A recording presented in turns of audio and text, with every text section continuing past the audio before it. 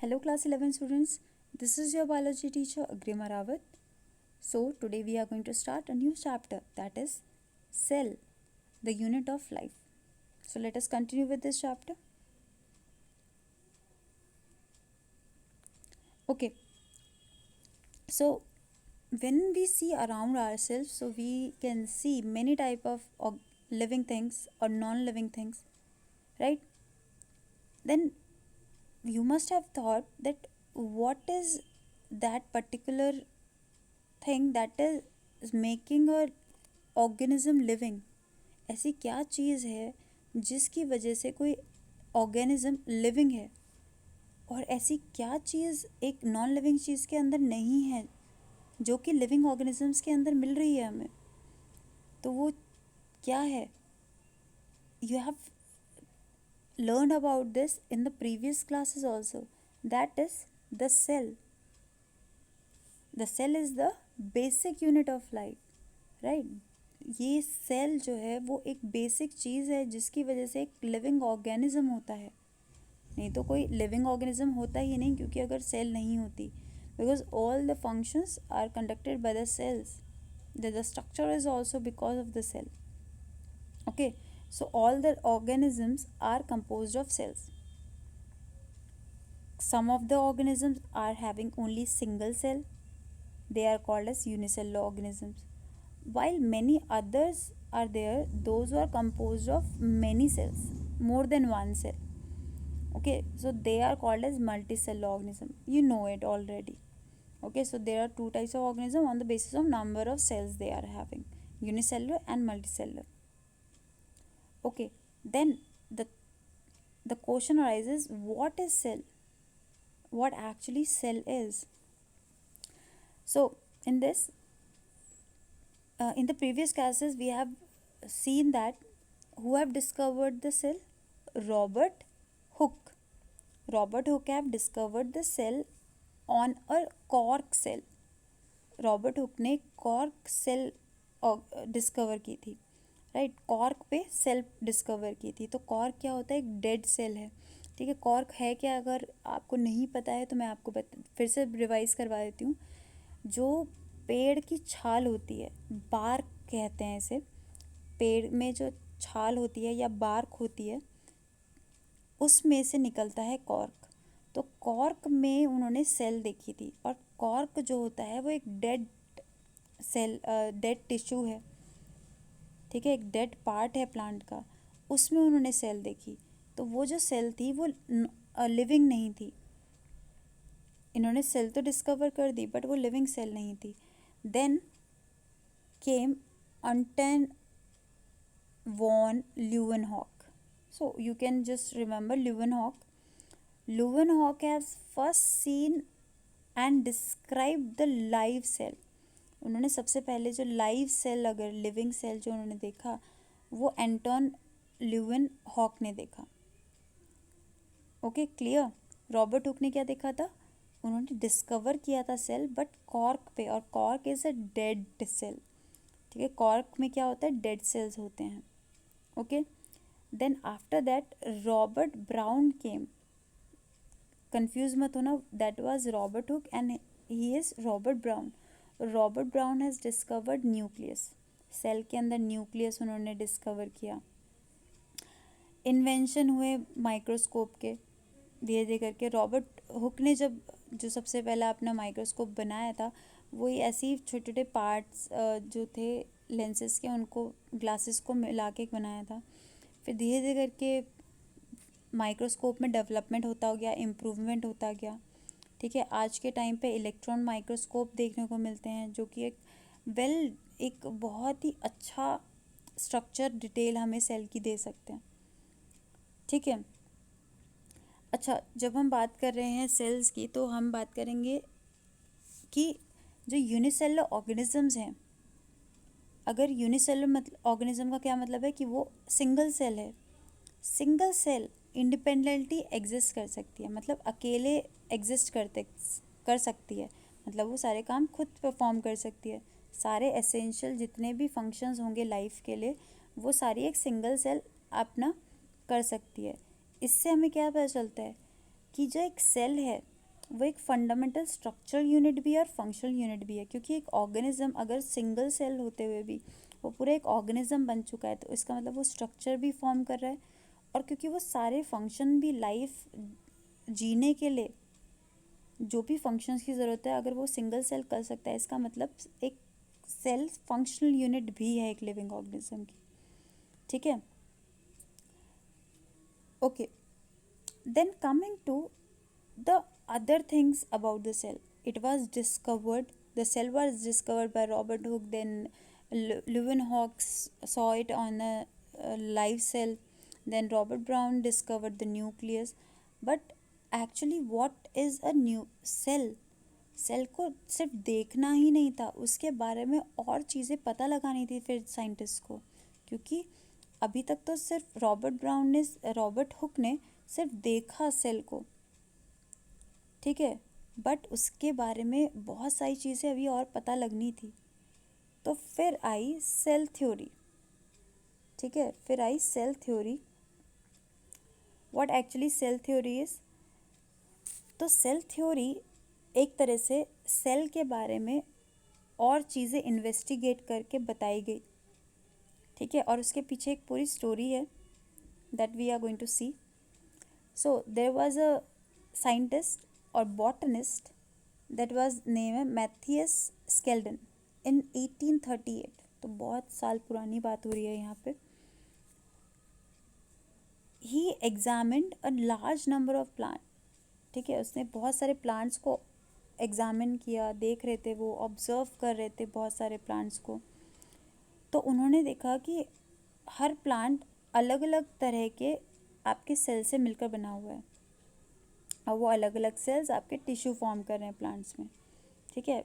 बहुत सारी इन्वेस्टिगेशन की उन्होंने, और इसी के साथ साथ जब स्केल्डन यहाँ पे प्लांट्स को ऑब्जर्व कर रहे थे उसी टाइम पे एक दूसरे साइंटिस्ट जिनका नाम था सेक्वान,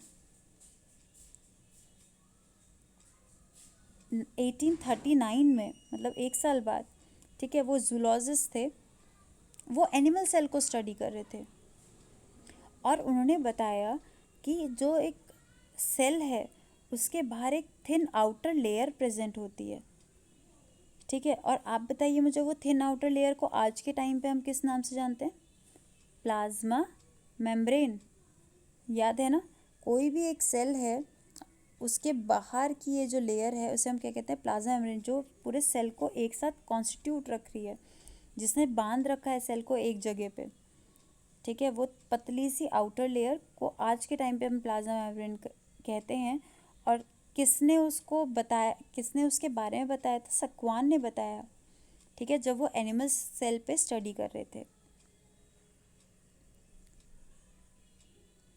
ओके, देन उन्होंने ये आउटर लेयर देखने के बाद उन्होंने ये कंक्लूड किया कि जब जब उन्होंने एनिमल सेल को देख लिया उसके बाद उन्होंने साथ साथ उन्होंने कहा कि एनिमल सेल में ये आउटर लेयर प्रेजेंट है, तो उन्होंने प्लांट सेल को भी ऑब्जर्व किया। तो प्लांट टिश्यूज़ लिए उन्होंने, और उन्होंने वहाँ पे देखा कि वहाँ पे सेल वॉल की प्रेजेंस है, मतलब प्लांट में जो आपके एनिमल्स हैं उनमें तो प्लाज्मा मेम्ब्रेन आउटर एक लेयर है ही, तो प्लांट का जब उन्होंने देखा तो वहाँ पे एक आउटर लेयर आपको प्लाज्मा मेम्ब्रेन तो दिखी, और उसके साथ साथ उन्हें एक सेल वॉल की लेयर भी दिखाई दी, एक एक्स्ट्रा लेयर दिखाई दी उन्हें इस प्लाज्मा मेम्ब्रेन के बाहर प्लांट सेल्स में, ठीक है। ये किसने देखा? सेक्वान ने देखा। ओके,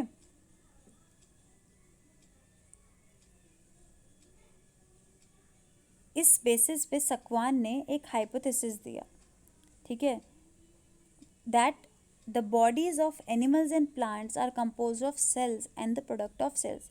तो सक्वान ने ये बोला कि जो एनिमल्स और प्लांट्स की बॉडीज़ हैं वो सेल से मिलकर बनी हुई हैं, ओके, और प्रोडक्ट ऑफ सेल्स, या जो सेल्स प्रोडक्ट बना रहे हैं, बहुत सारे प्रोडक्ट्स बनाते हैं, प्रोटीन वगैरह ये सब बनाते हैं, तो इन सब चीज़ों से मिलकर आपके प्लांट्स और एनिमल्स की बॉडीज़ बनी है, क्योंकि उन्होंने दोनों की सेल्स ऑब्जर्व करी थी। फिर सक्वान और स्केल्डन ने पूरा एक हाइपोथेसिस फॉर्मुलेट किया या थ्योरी फॉर्मुलेट करी, और सेक्वान और स्केल्टन की इस थ्योरी को हम सेल थ्योरी कहते हैं, ठीक है। और उन्होंने यहाँ पे एक चीज़ लैक हो गई थी उनकी सेल थ्योरी में। उसको जानने से पहले हम यहाँ देखते हैं कि सेल थ्योरी में उन्होंने बताया क्या। उन्होंने जो टर्म दिया, उन्होंने ये बताया all living organism are composed of cells and products of cell. तो ये सारी जो एक ये लाइन आई सेल थ्योरी में कि जो सारे लिविंग ऑर्गेनिजम्स हैं वो एक सेल से मिलकर बने हुए हैं और सेल के प्रोडक्ट से मिलकर बने हुए हैं। बट अभी सेक्वान और स्केल्टन ने ये नहीं बताया कि सेल आई कहाँ से, एक नई सेल बनती कहाँ से है, ठीक है। अगर आप बात करें कि सबसे पहले लिविंग ऑर्गेनिज्म जो आया होगा वो कहाँ से आया, आसमान से आ गया, भगवान ने प्रकट कर दिया। कहाँ से आया? साइंटिफिक वे में अगर हम पता लगाने चलें तो पता लगाना पड़ेगा ना, ऐसी चमत्कार से तो आ नहीं गया एक नया सेल। तो कोई ना कोई पुरानी सेल रही होगी जिससे एक नई सेल आती है, ठीक है। एक नई सेल आपकी पुरानी सेल से ही एग्जिस्ट करती है, ओके। तो यहाँ पे आए रोडोल्फ वर्चॉफ, तीसरे साइंटिस्ट। स्केल्टन और सेक्वान ने सेल थ्योरी दे दी थी। बाद में 1855 में वर्चॉफ आए और उन्होंने बताया कि जो सेल है, जो एक नई सेल बनती है, वो एक पुरानी सेल से जो प्री एग्जिस्ट कर रही है, ठीक है, पहले से है, उसी से एक नई सेल बनती है। इसका एग्जांपल मैं आपको इस तरह से समझाती हूँ। आपने रिप्रोडक्शन का चैप्टर पढ़ रखा है, तो उसमें आपने पढ़ा है when a sperm and egg fuse together they form a new cell that is zygote. तो सेल आपकी जो दो सेल थी, एग और स्पर्म, वो भी तो सेल ही है ना, वो दोनों जब फ्यूज़ हुई तब जाके एक नई सेल बनी जिसे हम जाइगोट कह रहे हैं। तो पुरानी सेल से ही तो एक नई सेल बनी है। तो यही चीज़ किसने कही? वर्चॉफ ने। बस उसने यहाँ पे ये बोला cell divides and the new cells are formed from a pre existing cell, ठीक है। तो he modified the hypothesis of Schleiden and Schwann. तो उन्होंने, वर्चॉफ ने थोड़ा सा और एडिशन किया स्केल्टन और सेक्वान की सेल थ्योरी में, और उनके पॉइंट को ऐड कर लिया गया सेल थ्योरी के पॉइंट में, that all cell arises from pre existing cell. तो यहाँ पूरी की पूरी जो आपकी सेल थ्योरी आज के टाइम पे हम समझते हैं, वो तीन साइंटिस्ट का वर्क है, Schleiden, Schwann and Virchow, okay. Now we are going to talk about an overview of the cell. Overview of the cell means अभी हम इस चैप्टर में पूरा ब्रीफली हर सेल, हर पार्ट ऑफ सेल को पढ़ेंगे, बट उससे पहले एक ब्रीफ में हम यहाँ पे देखेंगे कि सेल क्या है, सेल के कंपोनेंट्स वगैरह के बारे में थोड़ा थोड़ा एक तरह से समरी जैसे हम पढ़ेंगे, ठीक है। सो जब पहले आपने देखा होगा, आप लोगों ने 9th-10th में एक एक्सपेरिमेंट कर रखा है जहाँ पे आपने अनियन पील या फिर ह्यूमन चीक सेल्स को माइक्रोस्कोप के अंडर ऑब्जर्व किया होगा। अनियन पील का तो सबने ऑलमोस्ट करा ही होगा। तो वहाँ पे आपको याद होगा उसका स्ट्रक्चर, ज़रा रिकलेक्ट कीजिए जो आपने माइक्रोस्कोप के अंदर देखा था।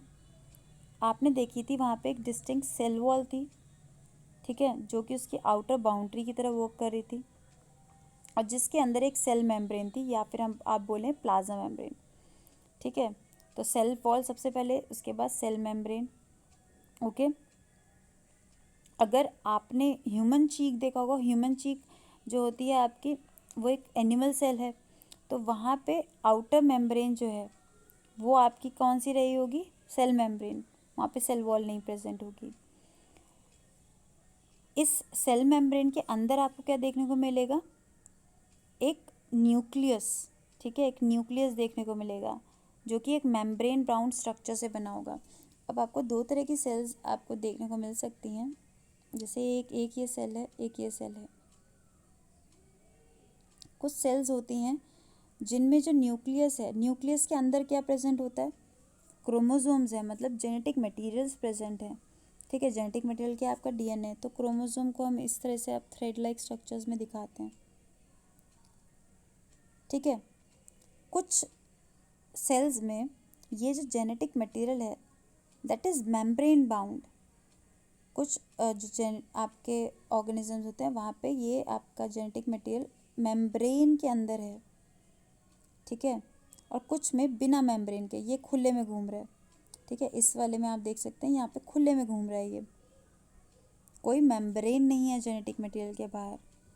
तो ऐसे ऑर्गेनिजम्स को हम प्रोकैरियोटिक ऑर्गेनिज्म कहते हैं, ठीक है, जिनमें न्यूक्लियस जो है उसके बाहर कोई मेम्ब्रेन नहीं होती, उन्हें ऐसे ऑर्गेनिजम्स को क्या कहते हैं, प्रोकैरियोटिक ऑर्गेनिज्म या प्रोकैरियोटिक सेल। और जिस सेल में आपकी मेम्ब्रेन होती है न्यूक्लियस के बाहर, उसे कहते हैं eukaryotic cell. Are you getting it, is it clear? तो ये वाली जो आपकी सेल है, ये वाली जो सेल है इसे हम क्या कहेंगे, prokaryotic cell, and this cell is going to be called as eukaryotic cell. अगर हम नाम याद करें इसका, इनके नाम का मतलब क्या है, प्रोकैरियोटिक। कैरियोटिक वर्ड पहले भी हम बात कर चुके हैं, कैरियन वर्ड कहाँ से आया आपका, न्यूक्लियस से। तो और प्रो का मतलब है प्रिमिटिव, तो प्रिमिटिव न्यूक्लियस, पुराना न्यूक्लियस। और यूकैरियोटिक का मतलब, कैरियो का मतलब तो न्यूक्लियस, ये यू का मतलब ट्रू न्यूक्लियस। अब ये कहाँ से आया टर्म, जैसे एक एग्जांपल दूँ आपको, जब सबसे पहले मोबाइल फ़ोन आए थे तो आपने मोबाइल फ़ोन देखे होंगे, कैसे थे, छोटे से कीपैड वाले होते थे नोकिया के, है ना। फिर डेवलप होते होते आज स्मार्टफोन बन चुके हैं। तो पहली जो चीज़ आती है उसमें थोड़ी बहुत चीज़ों की लैकिंग होती है, ठीक है, कोई चीज़ अधूरी होती है, फिर धीरे धीरे करके उसको हम और इम्प्रूव करते जाते हैं। वैसे ही यहाँ सेल्स में भी हुआ, जो पहले पहले ऑर्गेनिज्म अर्थ पे आए उनकी सेल्स पूरी तरह से डेवलप नहीं थी, उसकी न्यूक्लियस में भी बाहर मेम्ब्रेन नहीं थी। फिर धीरे करके क्या हो गया, इम्प्रूवमेंट होता गया सेल्स में, और सेल्स के ये जो कंटेंट थे वो एक प्रॉपर मेम्ब्रेन के अंदर आने लग गए, ठीक है। तो ये दो तरह के सेल्स हो गए आपके, ओके। अब दोनों प्रोकैरियोटिक और यूकैरियोटिक सेल्स में आपका सेमी फ्लूइड मैट्रिक्स प्रेजेंट होता है, जिसे हम साइटोप्लाज्म कहते हैं। यहाँ पे आपका कंटेंट प्रेजेंट होगा, फ्लूइड यहाँ पे प्रेजेंट होगा, है ना, यहाँ पे बाहर, जिसे हम कहते हैं साइटोप्लाज्म। साइटोप्लाज्म मतलब प्लाज्मा मतलब फ्लूइड, साइटो मतलब सेल, सेल का प्लाज्मा, साइटोप्लाज्म, ठीक है, जो कि आपका पूरी सेल में फैला पड़ा रहता है, ओके। और सारे जितने भी लिविंग रिएक्शंस होते हैं, जो जितने भी केमिकल रिएक्शंस होते हैं, वो सारे कहाँ पे होते हैं, इस साइटोप्लाज्म में होते हैं। चाहे वो एनिमल सेल हो या चाहे प्लांट सेल हो, सारे सेलुलर एक्टिविटीज़ जो होती हैं इसी साइटोप्लाज्म में होती हैं, ठीक है। इसी की ये सारे केमिकल रिएक्शन जो हो रहे होते हैं यहाँ पे, इन्हीं की वजह से हम जो सेल्स हैं वो लिविंग स्टेट में रह पाती हैं, क्योंकि बिना इन रिएक्शंस के बिना ये आपकी सेल्स लिविंग नहीं रह पाएंगी, ठीक है। काम तो करने पड़ेंगे ज़िंदा रहने के लिए, तो वो सारी रिएक्शन साइटोप्लाज्म में होंगी। अच्छा, न्यूक्लियस के अलावा यूकैरियोटिक ऑर्गेनिजम्स में आपके मेम्ब्रेन बाउंड दूसरे स्ट्रक्चर्स भी प्रेजेंट होते हैं।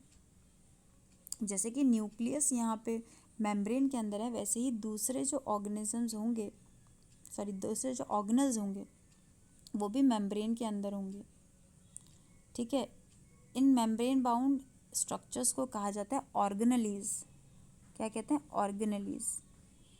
Like endoplasmic reticulum, that is also called as ER, Golgi complex, lysosome, mitochondria, microbodies, vacuoles, okay, these all are the organelles. And in the prokaryotic cells these type of membrane bound organelles are absent, मतलब वहाँ पे organelles तो present होते हैं but membrane के अंदर नहीं होते। जैसे कि उनका न्यूक्लियस कोई कवरिंग के बिना घूम रहा है, वैसे ही दूसरे ऑर्गेनेलीज भी आपके बिना किसी कवरिंग के होते हैं। मतलब एक तरह से, जैसे कि अगर मैं एग्जांपल दूँ, ये आपका एक घर बनाया आपने, इसके चारों तरफ एक बाउंड्री खींच दी, ठीक है, 4 दीवारें खड़ी कर दी बस आपने। अब यहाँ पे आपने बेड लगा लिया अपना, यहाँ पे किचन का सिस्टम लगा दिया है, ठीक है, यहाँ पे आपका बाथरूम हो गया, ठीक है, यहाँ आपका लिविंग एरिया हो गया जहाँ पे आपके गेस्ट वगैरह आते हैं, बट कोई बीच में कोई दीवार नहीं खींची, मतलब कोई पर्टिकुलर स्पेस नहीं दिया सबको, सब एक ही जगह पे एक तरह से खुले में है। तो ये कैसा एग्जाम्पल हो गया? प्रोकैरियोटिक सेल जैसा, जहाँ पे किसी की भी बाउंड्रीज कन्फाइंड नहीं है कि कौन सा बेडरूम है, कौन सा लिविंग एरिया है, कौन सा किचन है, पता ही नहीं चल रहा क्योंकि कोई बाउंड्री नहीं है। अब यहीं पे आपने एक दीवार अच्छे से खड़ी कर दी, ये बेडरूम है, ये लिविंग रूम है, ये बाथरूम है, ये वाला किचन है। तो ये वाला केस किसके जैसा है? यूकैरियोटिक सेल के जैसे, जहाँ पे हर किसी की बाउंड्रीज पहले से डिटरमाइंड है। Okay okay, now next thing is ribosome. Ribosome भी एक तरह का ऑर्गेनेली है। ये ऑर्गेनेली नॉन मेम्ब्रेन बाउंड होता है। ये आपका, चाहे आप यूकैरियोटिक सेल की बात करें चाहे प्रोकैरियोटिक सेल की बात करें, दोनों में ही ये जो ऑर्गेनेली होता है ये आपका नॉन मेम्ब्रेन बाउंड होता है, इसकी कोई मेम्ब्रेन नहीं है, ठीक है। ये दोनों में ही आपको देखने को मिल जाएगा। और राइबोसोम साइटोप्लाज्म में तो मिलता ही है, मतलब जैसे दूसरे ऑर्गेनेलीज आपके साइटोप्लाज्म में प्रेजेंट थे, वैसे ही राइबोसोम भी साइटोप्लाज्म में मिलता है, बट इसके अलावा भी साइटोप्लाज्म आपको देखने को मिलता है। कहाँ पे देखने को मिलता है? क्लोरोप्लास्ट के अंदर। क्लोरोप्लास्ट के अंदर भी आपको राइबोसोम देखने को मिल जाता है, माइटोकॉन्ड्रिया के अंदर भी राइबोसोम होता है, और रफ एंडोप्लाज्मिक रेटिकुलम के ऊपर भी राइबोसोम होता है, ठीक है। तो हम पहले बात करते हैं इन दोनों की, क्लोरोप्लास्ट एंड माइटोकॉन्ड्रिया, ये 2 ऑर्गेनेलीज हैं और इनके अंदर राइबोसोम प्रेजेंट है। इनको सेमी ऑटोनॉमस ऑर्गेनेलीज भी कहा जाता है क्योंकि राइबोसोम प्रोटीन बनाने का काम करता है, ठीक है। तो एक तरह से अगर क्लोरोप्लास्ट और माइटोकॉन्ड्रिया के अंदर अपना राइबोसोम प्रेजेंट होगा तो ये अपने प्रोटीन बना पाएंगे, तो अपनी आधी बॉडी का काम ये खुद कर पाएंगे, ठीक है। इसलिए इन्हें सेमी ऑटोनॉमस ऑर्गेनेलीज भी कहा जाता है। और इनके इसको डिटेल में हम जब क्लोरोप्लास्ट और माइटोकॉन्ड्रिया को डिटेल में पढ़ेंगे तब हम इसको भी कवर करेंगे। रफ एंडोप्लाज्मिक रेटिकुलम के ऊपर भी आपको राइबोसोम्स देखने को मिलते हैं, ठीक है। नेक्स्ट, एनिमल सेल्स जो होती हैं, animal cell contain another non membrane bound organelle called centrioles. Animal cell में सिर्फ आपको एक नॉन मेम्ब्रेन बाउंड ऑर्गेनल एक और मिलता है, राइबोसोम तो है ही सेल, एनिमल सेल के अंदर जो नॉन मेम्ब्रेन बाउंड है, but centriole is one another organelle that is found in only animal cell, और ये इसमें कोई मेम्ब्रेन नहीं है बाहर। और सेंट्रियोल का वर्क क्या होता है? जब सेल डिवीजन होती है, जब एक सेल डिवाइड होती है, जैसे ये सेल है इसको डिवाइड होना है, ठीक है, जब ये डिवाइड हो रही है इस टाइम पे आपके सेंट्रियोल काम करते हैं डिवीजन में, सेल को डिवाइड करने का, ठीक है। तो यहाँ पे सेंट्रियोल के ऊपर कोई मेम्ब्रेन प्रेजेंट नहीं होती और ये सिर्फ कहाँ पे मिलती है? एनिमल सेल्स में। Okay, coming to the next thing, that cells are of different sizes and shapes. Cells जो होती हैं अलग अलग शेप और साइजेस की देखने को मिलती हैं। अगर हम साइज़ की बात करें तो सबसे छोटी जो सेल है जो कि है माइकोप्लाज्मा, ठीक है, माइकोप्लाज्मा सबसे छोटी सेल है जो कि आपकी सिर्फ 0.3 माइक्रोमीटर जिसकी लेंथ होती है। माइक्रोमीटर हम देखें तो मीटर से बहुत छोटा होता है, 10⁻⁻⁶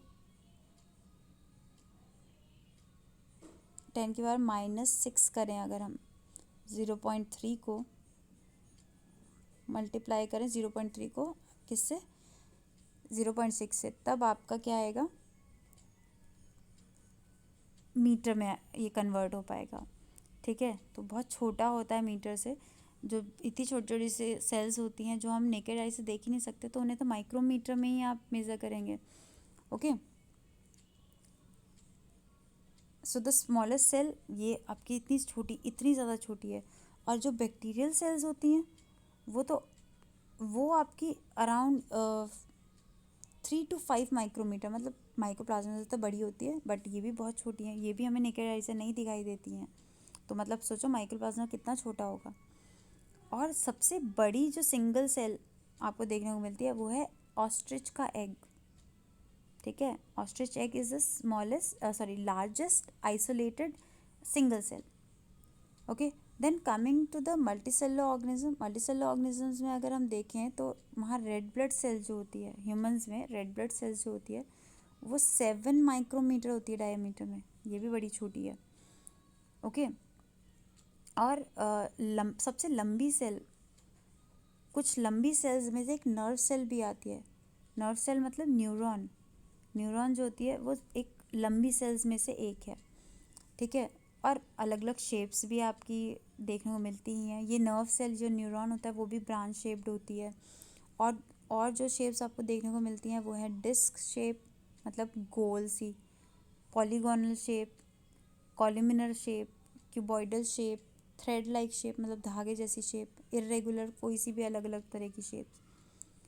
आपकी सेल्स अलग अलग शेप्स की भी होती हैं, बहुत अलग अलग शेप्स की। और इनके शेप्स कैसे होते हैं, इनके शेप्स इनके फंक्शन के अकॉर्डिंगली डिटरमाइंड होते हैं। किस तरह का फंक्शन करना है इन्हें, उस तरीके से इनके शेप्स भी होते हैं। ओके, सो साइजेस भी वेरी करते हैं cell to cell, and shapes also vary cell to cell. Okay, so as you can see it here, this is the nerve cell,